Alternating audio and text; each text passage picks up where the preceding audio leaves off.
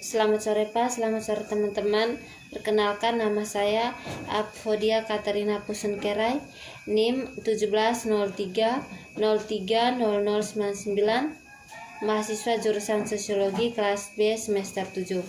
Pada kesempatan ini saya akan mereview buku yang keempat, mata kuliah Perencanaan dan Kebijakan Sosial, dengan judul buku Ekonomi Kesejahteraan. Yang pertama, tujuan dan ruang lingkup pekerjaan.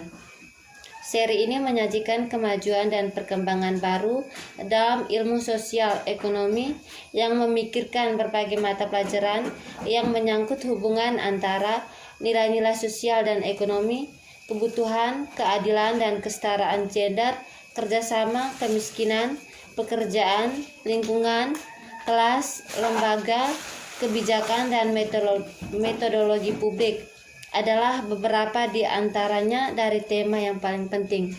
Di antara orientasi penulis adalah sosial ekonomi, institusionalis, humanis, solidaritas, kooperatis, radikal dan marxis, feminis, pasca Keynesian, behavioris, dan lingkungan. Serial ini menawarkan kontribusi baru dari para pemikir ekonom. Ekonomi kesejahteraan Pigou dengan kuat didasarkan pada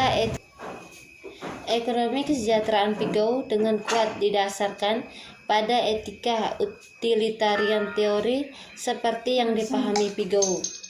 Teori ini memberikan yang paling transparan dukungan untuk argumen bahwa pasar bebas dapat menghasilkan peningkatan kemakmuran dalam arti yang signifikan secara moral. Di sisi lain, sudah dikenal sejak itu karya John Stuart Mill yang dapat disiratkan oleh utilitarianisme sebagai argumen redistribusi pendapatan menuju kesetaraan. Mill juga telah meminta perpisahan pertimbangan efisiensi dan distribusi.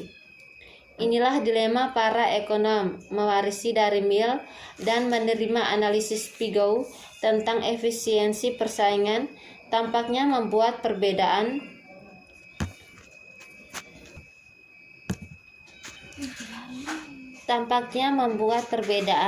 antara efisiensi dan distributif norma tidak mungkin.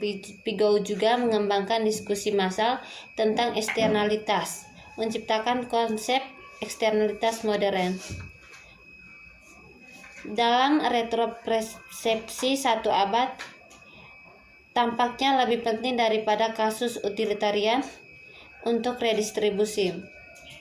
Namun, dikotomi Millian, efisiensi dan distribusi yang memotivasi supaya ekonomi kesejahteraan untuk mengkontribusi ekonomi kesejahteraan pada nilai yang berbeda.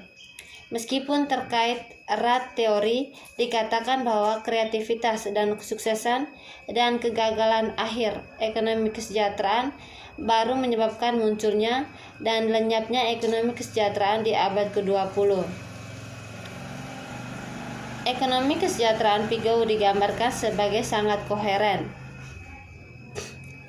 Hanya jika konsisten secara logis dan relatif lebih banyak koheren sejauh itu terdiri dari proposisi yang memerlukan atau meningkatkan probabilitas bersyarat satu sama lain, dan kurang koheren sejauh membawa itu dapat dibagi menjadi subjek proposisi yang tidak berhubungan dengan sejauh mengandung anomali yang tidak dapat dijelaskan.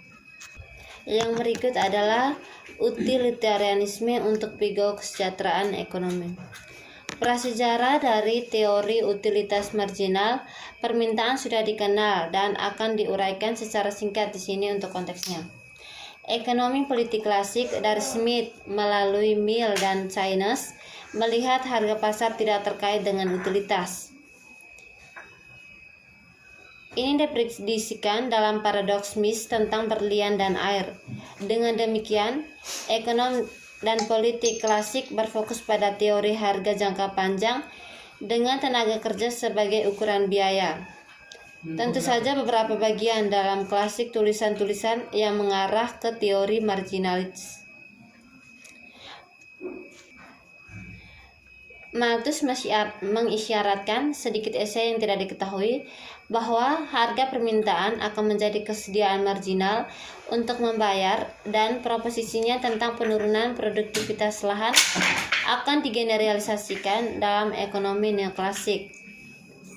John Stuart Mill memiliki konsep modern tentang permintaan, diterapkan dalam kasus-kasus luar biasa seperti perdagangan internasional dan monopoli. Dia tidak mengambilnya dari premis utilitarian. Utilitarianisme dan teori harga tinggal bersama dalam pemikiran Mill, tetapi dia tidak menikahi mereka, juga tidak memiliki masalah. Jevons bagaimanapun menikah dengan teori utilitas dan harga, menulis sebuah teori ekonomi yang benar hanya bisa dicapai dengan kembali ke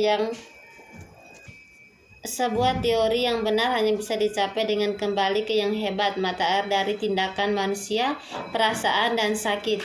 Sulit untuk melakukan, bayangkan pernyataan yang lebih tegas dari utilitarianisme.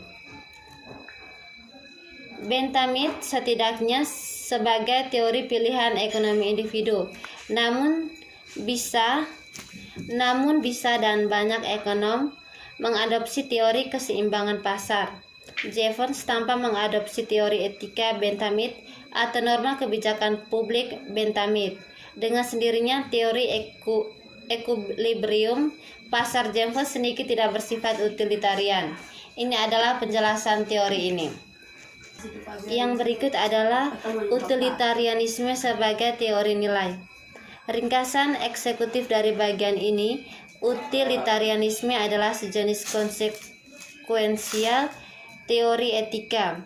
Meskipun penerapannya mungkin terbatas pada kebijakan publik, tapi ada beberapa jenis konsekualisme dan utilitarianisme. Pigou adalah sebuah contoh dari utilitarianisme kepuasan pertama. Utilitarisme adalah filsafat moral. Artinya, utilitarianisme pemikiran tarian pertama dan terpenting terkait dengan tindakan yang harus kita lakukan, dengan cara keputusan harus dibuat, bagaimana kita harus memutuskan, dan bagaimana bertindak. Seperti yang dilakukan Jevons dengan kurang lebih berhasil, utilitarianisme tunduk pada sejumlah kritik sebagai filosofi moral seperti yang lainnya. Beberapa dari kritik tersebut beberapa kritik terhadap utilitarianisme sebagai filosofi moral tidak akan berlaku untuk kasus tertentu dari kebijakan publik keputusan, sehingga orang yang masuk akal dapat mengadopsi standar utilitarian untuk keputusan kebijakan publik, menolaknya sebagai teori moral umum. Seorang utilitarian berpendapat bahwa kebenaran tindakan dan keputusan hanya bergantung pada kesepakatan mereka. Urutan dan tidak dalam apapun yang intrinsik untuk tindakan itu sendiri. Mungkin menginginkan kedua pengalaman ini pada waktu yang berbeda dan mungkin lebih memilih salah satunya atau lainnya pada waktu tertentu. Untuk pengalaman utilitarian subjektif dari semacam ini, pengalaman subjektif yang seringkali merupakan konsekuensi yang dapat diprediksi tindakan atau keputusan tertentu dalam konsekuensi material yang mengikutinya dari mereka adalah konsekuensi akhir atas keputusan yang mana terutama kebijakan publik harus diputuskan. Yang berikut adalah masalah ekonomi dan keterpaduan. Ringkasan eksekutif dari bagian ini, kerumitan integrasi suatu sistem fungsi permintaan dianggap sebagai persamaan diferensial parsial, mungkin tidak mendapatkan fungsi utilitas dari data pasar, kecuali jika memang demikian diasumsikan bahwa fungsi utilitas dapat dipisahkan.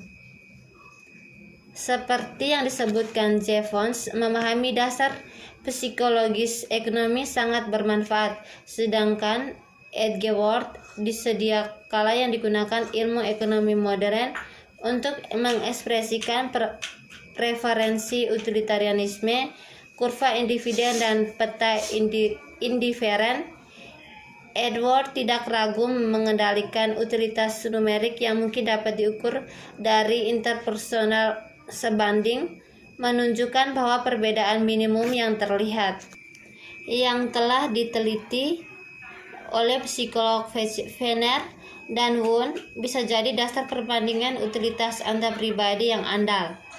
Namun ekonomi lain lebih suka menghindari asosiasi dengan psikologi dan filsafat, dan terutama filsafat utilitarian, dan menempatkan ilmu ekonomi pada apa yang mereka lakukan dianggap sebagai dasar yang lebih ilmiah dan objektif. Pareto khususnya dikaitkan dengan pandangan ini dan dengan upaya untuk menghindari bahkan utilitas dengan mengganti opelimitas.